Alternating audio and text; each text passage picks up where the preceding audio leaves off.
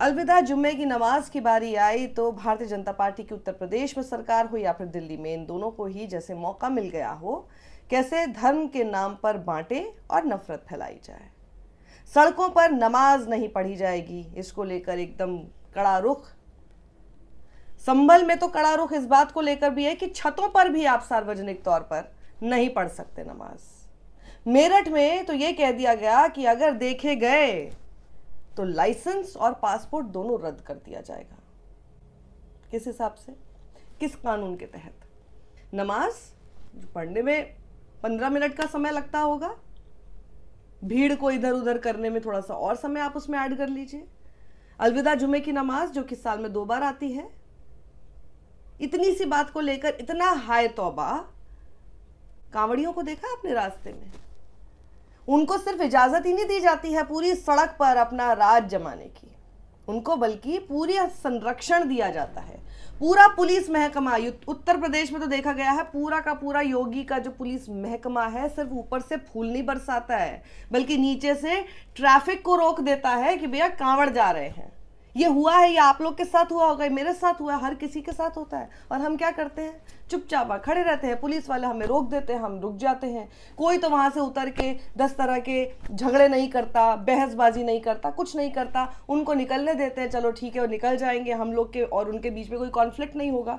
वो इसलिए किया जाता है क्योंकि आए दिन हमने कांवड़ यात्रा के दौर में, उसके दौरान हमने ये केसेस देखे हैं जब किसी गाड़ी से, क्योंकि कांवड़िए जा रहे हैं रास्ते में, कहीं किसी गाड़ी से टक्कर लग गई, कुछ हो गया, तो कांवड़ियों ने पूरा का पूरा जो है ट्रक हो या फिर गाड़ी हो तहस नहस कर दी, मार पिटाई शुरू कर दी। कहाँ तक ये पूरी नौबत पहुंच जाती है। तो पुलिस महकमा, लेकिन कांवड़ यात्रा के दौरान जो कि 1 महीना चलती है, उस दौरान पूरा का पूरा ऑन टोज रहता है।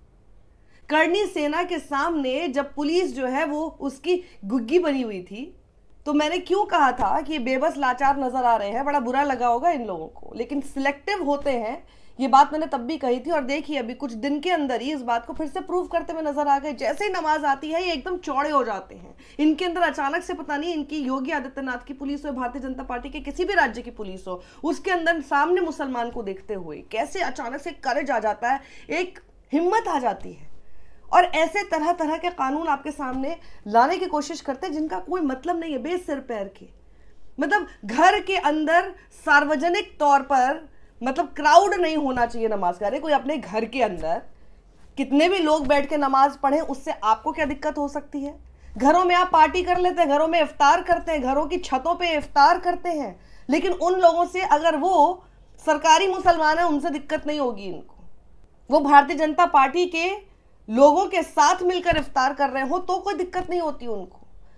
लेकिन एक जनरल एक ऐसी बात कह देनी चाहिए। आप सोच रहे मतलब किस हद तक आप नफरत के नाम पर बांटेंगे। योगी आदित्यनाथ क्या कर रहे हैं? आप अपने आप को योगी कहते हैं, आपके अंदर इतना जो है सहिष्णुता नहीं है, इतना जो है सद्भाव नहीं है, भाईचारा तो बहुत दूर की बात है।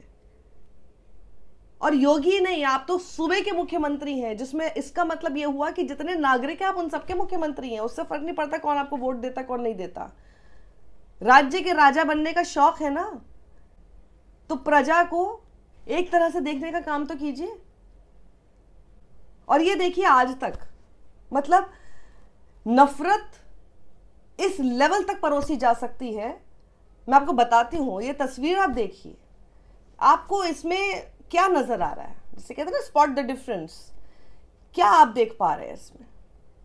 मैं आपको बताती हूं कि कैसे अपनी स्क्रीन से ही, चाहे कोई आदमी म्यूट पर देख ले, इन्होंने अपना प्रोपेगेंडा कर दिया। और प्रोपेगेंडा भी ऐसा, बिल्कुल वैसे ही नफरत फैलाने वाला, जो कि ऐसे ही चैनलों को देख देख के, ऐसे ही खबरों को देख देख के कोई ट्रेन में एक सिरफिरा हो जाता है और गोली चला देता लोगों पर। ये सब इन्हीं सब चीजों की देन है। आप 2 प्रवक्ता यहां पर देख रहे हैं, एक शख्स जो कि बात कर रहा है भारतीय जनता पार्टी की, तो उसके पीछे देखिए क्या है बैकग्राउंड में, मंदिर। और एक शख्स जो कि समाजवादी पार्टी का प्रवक्ता है, उसके पीछे आपको क्या दिखाई देता है? मस्जिद।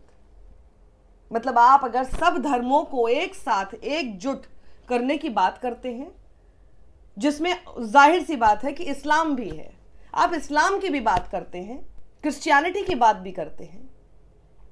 मतलब बेसिकली सेक्युलरिज्म, जो हमारा कॉन्स्टिट्यूशन हमें बोलता है, हमारा कॉन्स्टिट्यूशन हमें हक देता है ऐसी बात करने का, उनके पीछे मंदिर नहीं दिखेगा आपको, क्योंकि उनके हिसाब से अगर आप इस्लाम की बात कर रहे हैं, या फिर सिर्फ इस्लाम की बात नहीं कर रहे हैं, आप उनके हक की बात कर रहे हैं, उनकी इबादत की, उनकी पूजा करने की हक की अगर आप बात कर रहे हैं, उनके नमाज पढ़ने की हक की बात कर रहे हैं, तो बेसिकली आप उनके लिए सरपरस्त हैं, हिंदुओं के लिए नहीं है। इसमें हिंदू और मुसलमान का क्या आ गया भैया? किसी हिंदू को क्या आपत्ति होगी? क्यों होगी? जब उसे कांवड़ियों के जाने पे आपत्ति उसको नहीं हो रही है, या फिर मुसलमानों को नहीं हो रही है कि कांवड़ जा रहे हैं रास्ते से, तो आप ये क्यों प्रिज्यूम कर लेते हैं कि अगर वो नमाज पढ़ रहा है वहां पे तो हर हिंदू जो वहां से जा रहा है उसको दिक्कत हो रही है? नहीं हो रही है। ये आपकी राजनीति है, आप दिक्कत पैदा कराने की कोशिश करते हैं। और देखिए इनके पीछे आपको मस्जिद दिखाई देगी। ये सिर्फ प्रोपेगेंडा करके किनको खुश करने की कोशिश हो रही है वो आप समझ सकते हैं, और किस तरह से नफरत बांटने की कोशिश हो रही है कि एक के पीछे मंदिर बना दिया, वो मंदिर दिखते के साथ ही आप भले म्यूट पे देखते रहिए उसे, लेकिन मंदिर दिखने के साथ ही आपको लगेगा देखिए हिंदुओं की बात कर रहे हैं, और पीछे मस्जिद उधर देख के आपको लगेगा देखिए तो मुसलमान की बात कर रहे हैं। क्या चल रहा है उस डिबेट में? वो आदमी क्या कह रहा है उससे कोई मतलब नहीं है। कितने सुन लेंगे? आपकी आंखों को दिखाई दे रहा है, मस्जिद के सामने समाजवादी पार्टी का प्रवक्ता खड़ा हुआ दिखाई दे रहा है, और मंदिर के सामने भारतीय जनता पार्टी का प्रवक्ता दिखाई दे रहा है। इसके आगे आपको क्या कंटेंट, क्या कौन किसको सुन रहा है? This is how they play with your emotions, और इस तरह से ये आपको भड़का रहे हैं, इस तरह से ये आपके साथ नाइंसाफी कर रहे हैं। बेसिकली हर हिंदू के साथ भी नाइंसाफी कर रहे हैं, बिकॉज गलत और मिसलीडिंग खबरें देना तो कभी भी मीडिया का काम नहीं था, पर ये कर रहे हैं। अब ये इस तरह के फरमान जब सामने आए तो मोदी की ही सरकार में जो MOS हैं, इंडिपेंडेंट चार्ज के साथ, जयंत सिंह चौधरी RLD वाले, जी हाँ, जो कि इनकी ही सरकार को मजबूत बनाने के लिए चले गए थे केंद्र में, उन्होंने एक ट्वीट किया और उस पर लिखा पुलिसिंग टुवर्ड्स ऑरविलियन 1984, और एक किताब का उन्होंने लिंक उसमें शेयर कर दिया। पुलिसिंग टुवर्ड्स ऑरविलियन 1984 ये हुआ, एक लाइन में अगर मैं आपको समझाऊं कि ये जो जॉर्ज ऑरवेल है जिनकी किताब पर वो बोल रहे हैं कि बेसिकली जब आप अपनी सरकार को इतना मजबूत और इतना शक्तिशाली बना देते हैं तो उसके भविष्य में होने वाले परिणाम बेहद खतरनाक होते हैं। कुछ लोग होंगे जो इनके समर्थक होंगे, नीचे लिख रहे होंगे वाह वाह कितनी बड़ी बात है, देखिए कितना करेज चाहिए ना सरकार में रहते हुए इस तरह की बात कहना। जी हाँ, ये तो ट्वीट करके अपना निकल गए, बिकॉज ट्वीट करके तो ये दिल भी जीतने की बात कर चुके हैं। ट्वीट करके बहुत कुछ लिख देते हैं, ट्वीट करने से काम नहीं होता। आप जिनको कह रहे हैं कि शक्तिशाली सरकार को बनाने के बाद फ्यूचर में, भविष्य में कितना खतरनाक हो सकता है जब आप इतना शक्तिशाली किसी भी सरकार को बना दे, तो उस शक्तिशाली सरकार को बनाने में एक बड़ा योगदान तो आपका भी है। आप वहीं बैठे हुए, करेज दिखाना है तो आप बल्कि वहां हैं, इस बात का विरोध दर्ज कीजिए, सामने कीजिए, सिर्फ ट्विटर से काम नहीं चलेगा। इस तरह के जो फरमान सामने आ रहे हैं इनको बदलवाइए, तब तो लगे कि हाँ आपने वहां बैठकर उस कुर्सी पर रहकर कुछ काम किया और यहीं बैठकर हम आपकी तारीफ करेंगे। पर ये सिर्फ एक ट्वीट करके आप निकल गए हो, कुछ रहा नहीं है, बोल दिया बस अपने वोट बैंक को रिझाने के लिए और बताने के लिए देखिए मैं आपके लिए लड़ रहा हूं। This is not going to pay off very well. जनता समझदार ही है, उसको पता है कि आप कब क्या कर रहे हैं और आप क्या करना चाहते हैं और आप किसको रिझाना चाहते हैं। तो आप ये देखिए कैसे उत्तर प्रदेश में जब भी कभी ईद का मौका आता है उस समय पर कैसे सिलेक्टिवली योगी आदित्यनाथ की सरकार, और बाकी जगह भी आप देखिए भारतीय जनता पार्टी के जितने नुमाइंदे हैं वो किस तरह से सिलेक्टिवली काम करने लगते हैं, जिसमें ज़्यादा बड़े तर्ज पर हमने हमेशा देखा योगी आदित्यनाथ को करते हुए।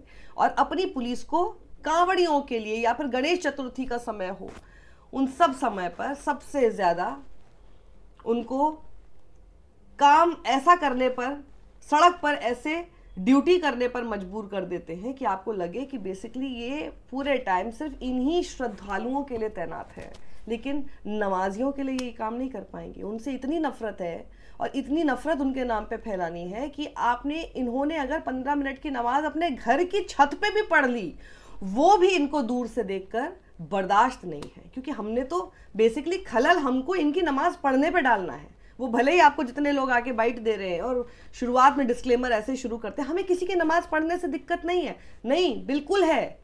आपको उनके नमाज पढ़ने से ही दिक्कत है, आपको कांवड़ियों से कुछ भी करने से दिक्कत नहीं है, आपको हिंदुओं के कुछ भी करने से दिक्कत नहीं है, आपको सिर्फ नमाज पढ़ने से दिक्कत है। हमने देखा है कैसे एयरपोर्ट्स पे लगातार गरबों की हमने तस्वीरें देखी है। गरबा तो आपको चल जाता है एयरपोर्ट पर, लेकिन कोई एक शख्स नमाज कहीं पर पढ़ लेता है, आपको उससे दिक्कत हो जाती है।